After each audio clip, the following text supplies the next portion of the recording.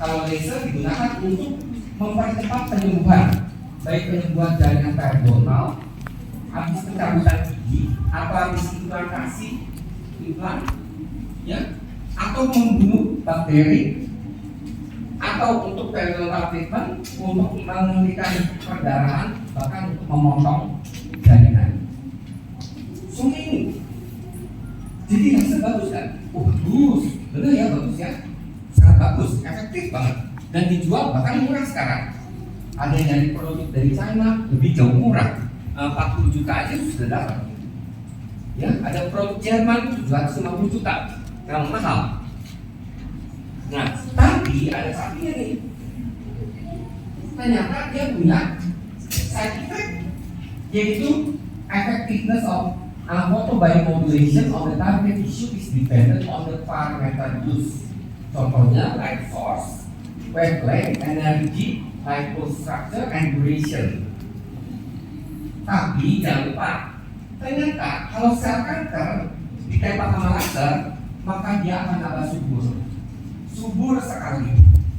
Ya, kalau sel kanker, sel yang mengalami displasia, kena ditembak pakai laser yang kedokteran gigi, maka dia subur tumbuh.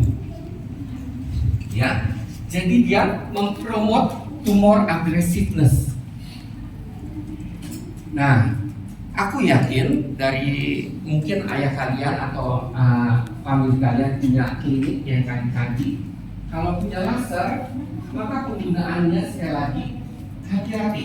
Kalau dia sudah ada di plastic lesion, bisa menyebabkan tumornya tambah parah. Ya.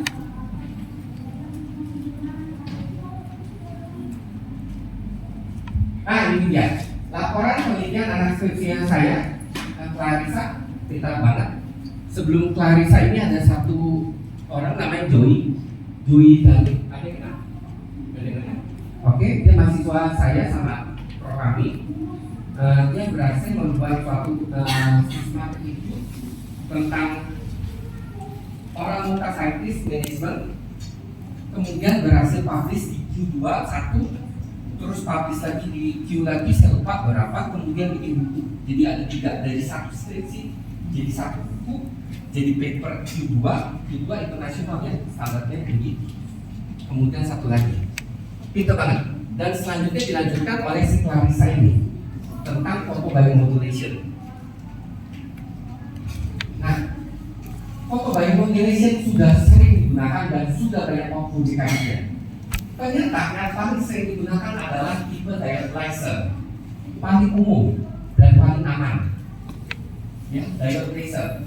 Sisanya yang lainnya segini banyak. Dulu awal-awal biasanya apa tuh singkatan saya lupa, REG ini saya lupa dulu awalnya. Ya, tapi sekarang paling banyak digunakan adalah diode. Dan efektivitasnya bagaimana?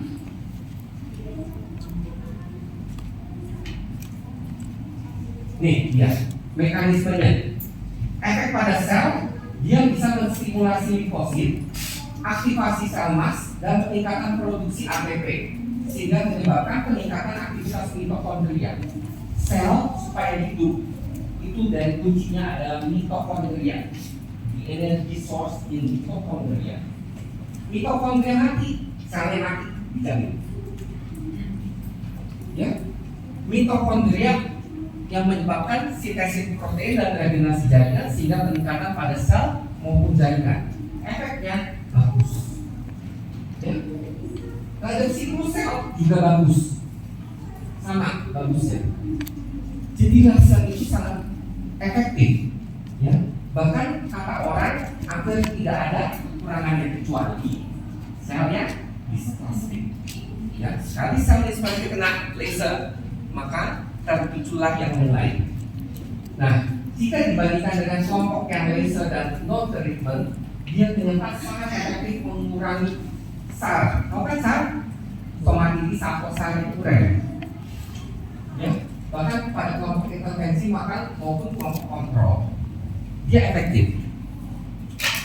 Kalau dilihat pada durasi penyembuhannya pada SAR juga lebih cepat, 4 4,08 dibandingkan dengan 7,84. Cepet banget ya. Coba kalau punya sariawan yang sedang bagong, didiamkan aja berapa lama? 7 hari, 10 hari. Gimana rasanya? Sakit. Kalau mau makan enak, jadi nggak mau. Ya. Kemudian bagaimana dengan OLP, orang minum halus juga lebih efektif. Tapi ada tapinya. Orang minum halus kalau sudah terjadi displasia ini bisa tambah parah. Jadi ini perlu dikombinasikan dengan namanya 5 alat. Ya, itu spesialis yang mengerjakan. Selanjutnya bagaimana dengan mucositis? Mucositis juga efektif. Durasi penyembuhannya juga lebih cepat. Mucositis tahu nggak? Lesi oral akibat radiasi atau kemoterapi, ya. Kemudian bagaimana dengan sama mucositis juga efektif, ya? Sama, cuma pakai kriterianya beda. Bagaimana dengan rasa sakit?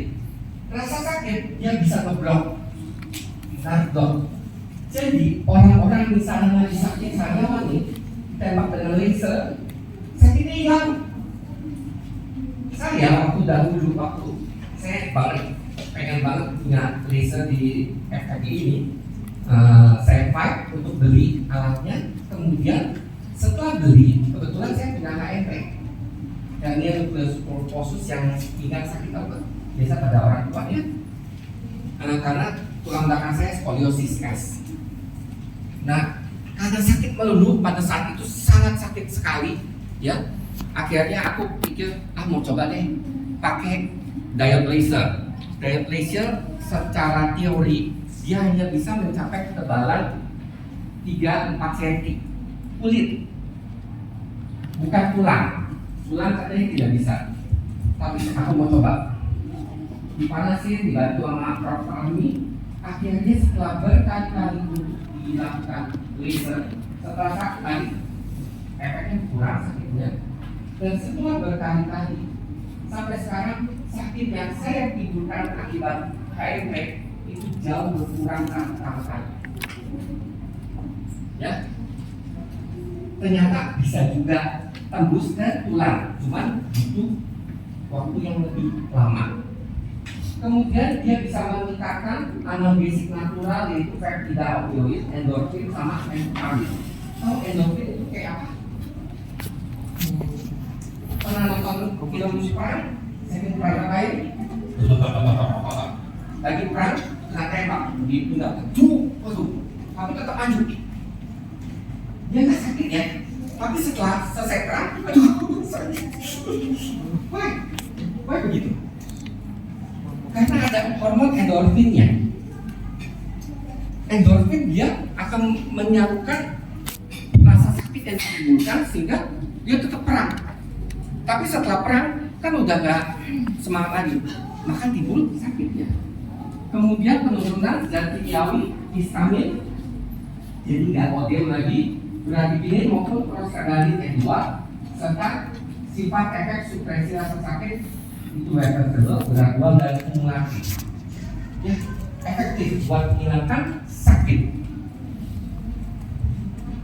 Lalu bagaimana dengan kelompok yang treatment? Kalau laser dengan kelompok yang no treatment, pada SAR terjadi selisih penurunannya biasa. Pada kelompok intervensi dengan laser itu penurunannya 4 poin. Pada kelompok kontrol cuma 0,3 poin. Pendek sekali. Jadi kalau kelompok yang no treatment, begitu dengan OLP maupun positif mulut. Ini mucositis juga. Ini kelompok yang treatment. Laser dibandingkan dengan terapi asam hyaluronik. Yang tahu kan asam hyaluronik kan? Pada SAR, somatitis aplosa. Bagaimana? Ternyata dia reaktif. Ya, hari pertama 3,07 dibandingkan kelompok kontrol yang asam hyaluronik 2,8. Hampir nggak beda ya. Hari ketiga 2,28, hari ketiga 2,1. Hari kelima 0,8, hari kelima 0,84. Jadi setara enggak dengan asam hyaluronik? Setara.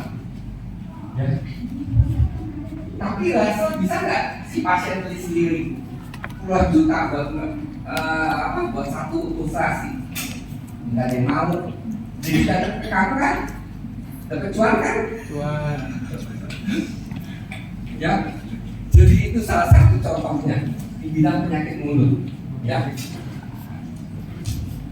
Kemudian durasinya, jika dibandingkan pengobatan asam hyaluronat, laser itu 6,6, asam hyaluronat 7,7. Diameternya sama setara pada OLP. Ya, begitupun dengan OLP yang untuk komprasom. Ini pada mukositis sama juga. Nah, tahu sinar LED? Kalian tahu nggak sinar LED? LED, sinar merah aja tuh. Kalau tempat diskotik ada yang warna biru begitu, yang warna merah. Pernah diskotik nggak? Nggak pernah. Ya udah jangan di Google aja. Yang warna merah tuh LED. Nah, ya. Kalau dibandingkan dengan warna tersebut, sinar tersebut, ternyata efeknya hampir sama. Ya, ada teori yang menyatakan bahwa sinar merah itu efektif untuk meremajakan kulit. Ada teorinya. Jadi sinar yang dung itu apa? Sinar merah tersebut, dia benar-benar memang bisa menyebabkan peremajaan kulit. Ada teorinya dan sudah ada publikasinya. Nah, ada efek sampingnya. Efek sampingnya sampai saat ini tidak ada, kecuali ada kemungkinan timbul iritasi, gatal, sama kemerahan. Tidak melaporkan adanya efek samping satupun, kecuali ada displasia. Ya, selesai untuk laser. Ada yang mau nanya nggak untuk laser? Laser sangat efektif, tapi sekali lagi hati-hati penggunaannya. Kalau kalian nggak tahu itu displasia atau enggak, terus asal di laser aja, senang banget untuk laser. Ya, tunggulah suatu tumor. Oke?